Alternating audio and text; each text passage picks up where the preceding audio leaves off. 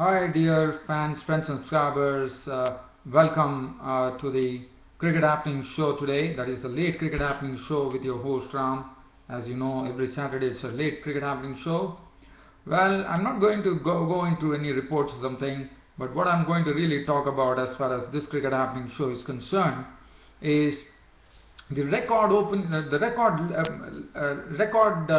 10th wicket stand which was put by Joe Root and James Anderson, who made 81, became the highest score scored by a number 11 batsman as far as England was concerned. And what it did is that it took the lead. In India the other day we saw Mohammad Shami and Bhuvaneshwar Kumar get their maiden 50s and enact something a sort of real history. And today I would say the England batsman James Anderson along with Joe Root went one better than Bhuvaneshwar Kumar and Mohammad Shami. The only difference I would say was that Bhuvaneshwar Kumar and Mohammad Shami were tailenders, but here they had Joe Root at the centre, which was very important. Joe Root went on to make 154 not out with 15 fours, and James Anderson not only making his maiden 50 in Test cricket, but also going on to make his highest score as far as Test cricket is concerned by making 81 with 17 boundaries. And James Anderson was the hero, no doubt about it. And look at what they did. They took the score from when Plunkett was gone the other day at 298 to 496. So this was a record 10th wicket stand as far as Test cricket was concerned. So the Test cricket has a new record which was written by Joe Root and James Anderson, who added 198 runs for the 10th wicket, and it was so sad. By 2 runs they missed the 200 mark. They definitely deserved to get on to a double century partnership, and they would have made a tremendous history, but unfortunately that was not the case. At 198, James Anderson was a victim of Bhuvaneshwar Kumar, and Bhuvaneshwar Kumar ended up with 5 wickets for 82 runs. Now as far as this England this was concerned, it was Joe Root first initially tried to shield James Anderson, but after that, as and when Joe Root started getting more confident on James Anderson, as he was blocking the balls well, he was leaving the balls well, and was also striking the ball very well. He played some very good strokes, and what was important was that any loose opportunity, Anderson was also occupying the crease, and whenever any loose opportunity presented itself, Anderson was never shy to go for a stroke, and he was really clubbing it along to make 81 runs off 130 balls, 17 fours. Joe Root, in his own way, decided to stick to the crease as he normally does. That is his way of play. He's a naturally a defensive player, having a very good technique. And Joe Root also went on to make his highest score by scoring an unbeaten 154 with 15 fours. And look at what they did. In England, India would have never expected that. India made 457 all out, and England took the lead in the first test by being 496 all out. So that essentially meant it was a 39-run lead for England. So, but that was a handy lead, I thought. And the bowling, well, Bhuvaneshwar Kumar was the one who broke that stubborn 10th wicket stand by bowling 30.5 overs, 8 minutes, 82 runs, and picking up a 5-wicket bag. Mohammad Shami 29-3, 128-2. Ishan Sharma 38-3, 153 wickets for him. Jadeja 35 overs, 5 minutes, none for 80. Binny 10 overs for 37, and Murli Vijay 2 overs for 8 runs. So, well, let me tell you one thing, that after seeing the way the Indian tailenders Bhuvaneshwar Kumar and Mohammad Shami played, and then James Anderson, one has to really say that it means this pitch was so good to bat on. Why could the other batsmen not really capitalize on this? That's my question. But well, the pitch is still playing slow, and tomorrow is going to be the final day. Now let's see what England did. After England were all out for 496 after taking the lead of 39 runs, India batted, and India, well, they got into business right away with some very good strokes played by both the batsmen. Shikhar Dhawan as well as Murali Vijay. Shikhar Dhawan was looking pretty good with his stroke making. He had already hit 6 fours in a knock of 29, and then Moeen Ali, the left arm spinner, was the one who actually provided them the breakthrough. When he had Shikhar Dhawan caught, I mean, it was a shot which Shikhar Dhawan tried to blaze it through the offside, but Moeen Ali took the catch. And let me tell you, both the batsman Shikhar Dhawan and also the left arm spinner Moeen Ali was absolutely surprised, but that was gone. Shikhar Dhawan caught and bowled Ali for 29 with 6 wonderfully hit boundaries in that. Now after that, Murali Vijay continued his good form that he showed in the first innings. Cheteshwar Pujara came in, and there was absolutely no depth of strokes, as both in fact Cheteshwar Pujara, as soon as he came to the crease, he actually opened his account with a boundary and then followed it with another boundary. In fact, the first boundary that he hit, the first ball that he faced, he actually hit a very, very fluent extra cover drive for 4, and then got on to another shot for a boundary.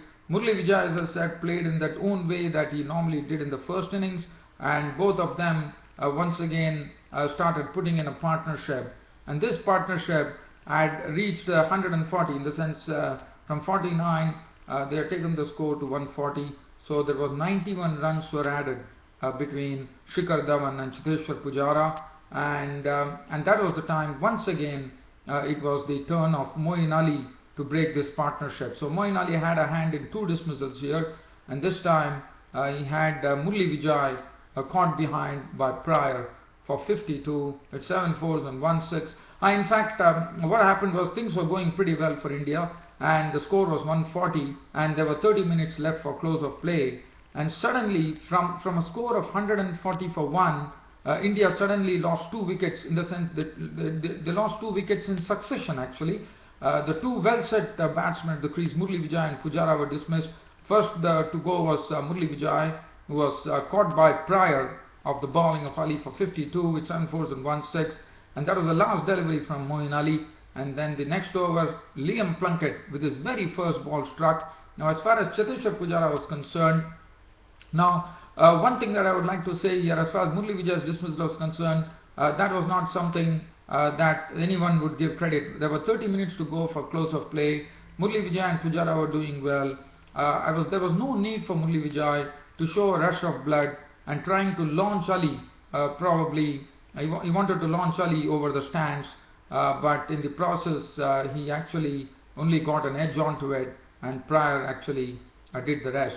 Cheteshwar Pujara, well, he tried to actually cut a ball. In fact, he tried to play a stroke through the offside, but unfortunately he tried to play a cut stroke, and it actually went to Stokes, and Stokes actually fumbled at the first attempt but managed to cling on to it, and Cheteshwar Pujara was gone after making a very good 55 with 7 boundaries. And towards the close of play, it left Virat Kohli and Ajinkya Rahane to see to it that India didn't lose any wickets, and finally India finishing the 4th day's play here at Nottingham in Trent Bridge at 167 for 3. Virat Kohli was not out on 8 with 1 boundary. Ajinkya Rahane was looking good with an unbeaten 18 to his name with 4 boundaries, and as far as 167 for 3 essentially meant that India are only in the lead by 128 runs after wiping off the arrears of 39 runs. And well, you never know, tomorrow is going to be the final day, but I think England could definitely put some pressure on India, even though the pitch is playing pretty easy. There's not much into it.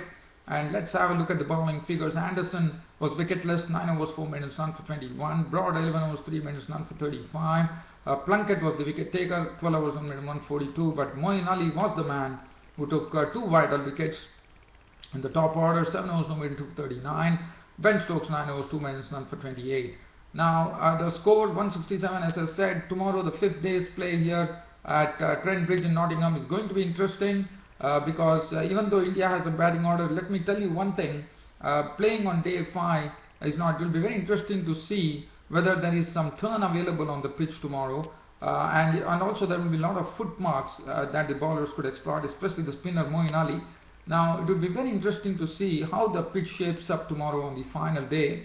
and because India 128 runs, and also they have a lot of batting to come, there's no doubt about it. But if at all the pitch is going to play truant, then it will be interesting to see how India cope up. And one well never knows. It's Test cricket. Anything could happen. And let's hope that we have some exciting fare coming up tomorrow at Trent Bridge in Nottingham. So that is as far as this particular match is concerned. Then now I shift the attention now to the final one-day international match, which was played between South Africa and Sri Lanka. And as I said, both the teams were locked at 1-1, and this was the decider, which was played at the Mahinda Rajapaksa International Cricket Stadium's Suryaveva in Hambantota. And the other day I told you that South Africans probably would be delighted because the pitch was supposed to aid the pace bowlers. Well, it didn't really require the pace bowlers. Yes, the pace bowlers definitely came later, because the batsmen did a fine job by laying the foundation. And this was a very important match, and what it did is that South Africa went on to pick up their maiden one-day series win over Sri Lanka. South Africa has never won a one-day series in Sri Lanka, and South Africa did that today by winning the match in a very handsome manner by 82 runs. As far as South Africa were concerned, they were the ones who batted first, and they notched up a high total of 339 for 5 of their 50 overs. Today it was Quinton de Kock who went on to make 128 of 127 balls with 12 fours and 3 sixes. He played superbly. He was not afraid to use his feet against the spinners, and he played some majestic strokes, I thought. And he's an youngster, and as one would remember, he also already is in the record books after reeling off 3 consecutive centuries in the series against India. And Quinton de Kock this time contributed. Quinton de Kock was not amongst the runs in the first 2 one-dayers, but here he came really good by contributing 128 runs of 127 balls with 12 fours and 3 sixes. But before that, he also partnered in an opening partnership with Hashim Amla, who contributed 48 of 61 balls with 4 fours. And both of them put on a century partnership of 118 for the first wicket. Jack Scalise continued, I would say, his horror form in this form of cricket, as Jack Scalise was LBW bowled Herat for 4, and even though Jack Scalise has been coming as one drop in all the 3 matches, I thought that Jack Scalise has been a big failure as far as that position is concerned, unfortunately. A.B. de Villiers went down to slam 108 runs of 71 deliveries with 11 fours and 4 sixes, and as Angelo Matthews, the Sri Lankan skipper, referred to in the post-match press conference, that A.B. de Villiers is a dangerous batsman. He can play the ball at 360 degrees. He can turn his bat like a periscope, and that's what he precisely did. And A.B. de Villiers' contribution was a very wonderful 108 of 71 balls, 11 fours and 4 sixes. Dominic contributed 29 of 24 balls, 2 fours and 1 six. And South Africa finished up on a very high total of, and then finally it proved to be a winning total of 339 for 5 of 50 overs. As far as the Sri Lankan bowling was concerned, Lasith Malinga, let me tell you, in this series he has looked absolutely off colour, and in the sense, in this particular match he was absolutely off colour, where one can't see any bowling analysis from such a bowler like Lasith Malinga, leaking 85 runs of his full quota of overs, which was pretty sad to see. But he ended up with no wickets for 85, and that was a big problem for Sri Lanka. Senanayake, now Sachitra Senanayake, let me tell you, very unfortunately, even though he bowled 10 overs for 66 runs and 1 wicket, the news that has come in would have come as a real shocker.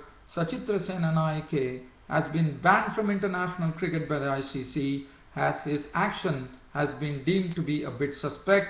So it is very sad, but well, that is the case. Sachitra Senanayake banned from international cricket because of his bowling action. So probably till such time his action is cleared, I think we would have seen the last of Senanayake's bowling here. He also went for runs, 1 for 66 his returns. Angelo Matthews 6 overs for 43. Every bowler were getting, I would say, a severe beating. 7 overs, no maiden, 48 runs and 2 wickets for Ajanta Mendes. Rangana Hairat, 10 overs, no maiden, 248, bowled with a semblance of respectability, one could say. Tilgat Dilshan leaked 6 overs at an average of 6 runs in his 7 overs, contributing 42 runs. He gave away 42 runs without a wicket to his name. Now, as far as Sri Lanka were concerned, chasing such a huge total of 339, the start was pretty good between Tilgat Dilshan and Kushal Pereira, who put up the 50 on the board of just 5 overs, and that was pretty scintillating stuff, with Kushal Pereira really pulling well, hooking well, and also driving well, lofting the ball well, to contribute 37 of 25 balls with 4 fours and 2 sixes. Dilshan was run out for 30 of 24 balls with 5 fours, but after that Sangakkara contributed 36 of 23 balls, 6 fours. There was a lot of sense of urgency, and Sri Lanka were looking good when Sangakkara was there at the crease, and Sangakkara departed in the 13th over, 113. So that was pretty good going as far as Sri Lanka were concerned, considering that they were chasing 340 to win. But after that, Mahela Jayawardene. Now, Mahela Jayawardene, I would have to say this, that Mahela Jayawardene has become the bunny boy of Imran Tahir, the right-arm leg spinner, because Imran Tahir has dismissed Mahela Jayawardene in all the 3 one-day international matches, and today that was the case. As Imran Tahir, I thought he has played a great role in this one-day international series, and what one has seen for South Africa, he has simply been their trump card. And what a bowler. He seems to have learned a few tricks, and today he once again foxed Jayawardene, was caught by Steen of the bowling of Imran Tahir for 2, so he was the one who couldn't contribute. Other than that, there were contributions from Sri Lanka.